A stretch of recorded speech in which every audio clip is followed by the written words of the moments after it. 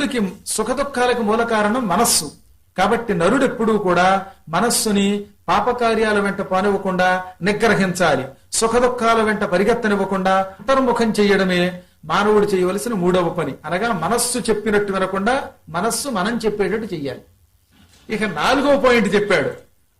ఇప్పుడు ఏం చేస్తుంది మనస్సు?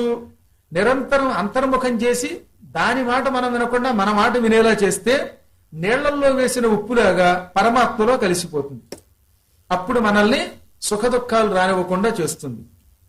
పాము కుబుసం విడిచిపెట్టినట్లుగా మనిషి కూడా కర్మలను విడిచిపెట్టాలి. పాముకి పైన చర్మం ఉంటుంది. ఆ చర్మాన్ని అప్పుడప్పుడు విడిచిపెడుతుంది. తెలుసుగా మీకు? కుబుసం అంటారు. ఆ పాత చర్మం విడిచి కొత్త చర్మం వస్తుంది లోపల. కొత్త చర్మం తయారవగానే పాత చర్మం విడిచిపెడుతుంది. మనం కూడా ఏం చేయాలి? చర్మం లేకపోతే బతకలేము. అంటే కర్మలు చేయకుండా బతకలేము. కానీ కర్మలు చేస్తున్నప్పుడు ఈ కర్మ వల్లే బతుకుతున్నామని కర్మని పట్టుకోకూడదు. ఉద్యోగం బతకడానికి కావాలి, కానీ ఆ ఉద్యోగమే ప్రాణం అనుకోకూడదు. తిండి తింటే కానీ బతకం, కానీ తిండే లోకం అని బతకం. ఇలా ఏ వస్తువు అయినా అదే లోకం అనకుండా కర్మలను చేస్తూ కర్మల మీద ఎక్కువగా ఆసక్తి పెట్టుకోకుండా ఉండడమే ఆత్మజ్ఞానం అంటే. ఇంకా 6వ వాక్యం, మిథిలా నగరం తగలబడిపోతోంది ఒకప్పుడు. అలా తగలబడిపోతున్నా సరే తగలబడే దాని గురించి మనం ఏం చేస్తాం అని నిశ్చలంగా ఉండిపోయాట. తగలబడిపోయింది, దాన్ని ఆర్పడానికి అన్ని ప్రయత్నాలు చేశాడు, కానీ దుఃఖించలేదు. అంటే నగరం తగలబడిపోతున్నప్పుడు దాన్ని ఆర్పుకోవడానికి ప్రయత్నం చేయాలి, కానీ బాబోయని ఏడవకూడదు. ఇది కష్టం కొంచెం. ఒక ఇల్లు తగలబడుతోంది, వీడు అన్ని ప్రయత్నాలు చేస్తున్నాడు, చేస్తున్నంతసేపు ఏడవడంట. ఏడిస్తే ఏమవుతుంది? పని చేయలేడు.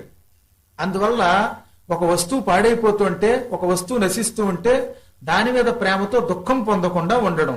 కాబట్టి మన కళ్ళ ముందు మన సర్వము పోతున్నా సరే భగవంతుడి అనుగ్రహం వల్ల నేను బతికాను, ఈ భగవంతుడి అనుగ్రహంతో కొన్ని వస్తువులైనా మిగిలాయి, పోయే వాటితో మనం పోలేము, మనము రేపు పోయేవాళ్ళమే అనే జ్ఞానంతో దానికి వగవరాదు. ఇది గొప్ప స్థితప్రజ్ఞత్వం అంటే. కాబట్టి మనం గుర్తుపెట్టుకోవాల్సింది ఏమిటంటే, ఏదైనా వస్తువు పోతే ఆ వస్తువు కోసం ఏడవకుండా ఉండాలి. అలాగే వస్తువు పోతుంటే దాన్ని రక్షించుకోకుండా ఉండద్దనలా, రక్షించడానికి ప్రయత్నించు. అలా ప్రయత్నించినా నీ కొంప కాలిపోతుంటే ఆర్పడానికి ప్రయత్నించావు, అది ఆరలేదు, ఏడవకు. ఆఖరిది ఏంటనమాట, అనుక్షణం ఎవడు ఏం చెప్పినా వినాలి. వినదగుని ఎవరు చెప్పినా విని తొందరపడకూడదు. ఒక వ్యక్తి ఏదైనా చెబితే తొందరపాటుతో నిర్ణయం మాత్రం తీసుకోకుండా ఆలోచించి ఆ పని చెయ్యాలి. ఇలా చేస్తే వారికి ముక్తి కలుగుతుంది అని చెప్పాడు.